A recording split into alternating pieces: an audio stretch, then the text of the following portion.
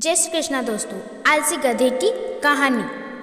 जी दोस्तों, एक गांव में एक नमक का व्यापारी रहता था। उसके पास एक गधा था। व्यापारी रोज अपने गोदाम से दुकान तक नमक ले जाने के लिए गधे का इस्तेमाल किया करता था।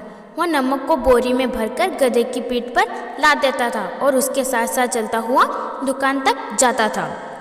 व्यापारी का गधा आलसी प्रवृत्ति का था। काम से बचने के लिए वह नित नए उपाय सोचा करता था। गोदाम से दुकान तक जाने के रास्ते में एक नदी पड़ती थी, जिस पर एक छोटा सा पुल बना हुआ था। एक दिन नदी पर बने पुल पर चलते समय अचानक गधे का पैर फिसल गया और वह नदी से गिर गया। नदी के पानी में नमक की बोरी घुल गई।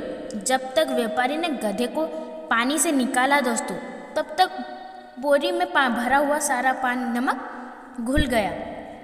गधा जब चलने लगा तो उसे बोरी का भरा हुआ कम महसूस हुआ और वहाँ खुश हो गया। उसने सोचा कि अपने ऊपर लदा बोझ हल्का करने का ये सबसे बढ़िया तरीका है। अगले दिन वहाँ जानबूझकर नदी में गिर पड़ा। नमक पानी में घुल जाने से बोरी का वजन फिर कम हो गया। उसके बाद से वह रोज ऐसे ही करने लगा। रोज रोज गधे की ये हरकत देखकर व्यापारी उसकी चालाकी समझ गया।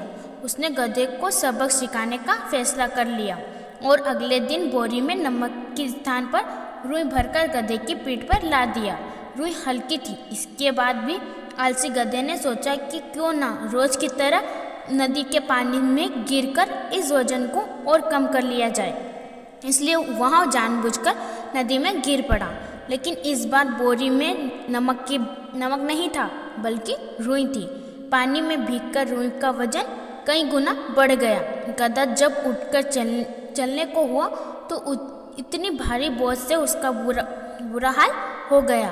उस दिन के बाद से उसने कभी आलस नहीं किया, ना करने का निर्णय किया। सीख, आलस का फल कभी ना कभी मिल ही जाता है। एक ही उपाय हर बार कारगर सिद्ध नहीं होता, इसलिए हमें आलस्य नहीं दिखाना चाहिए।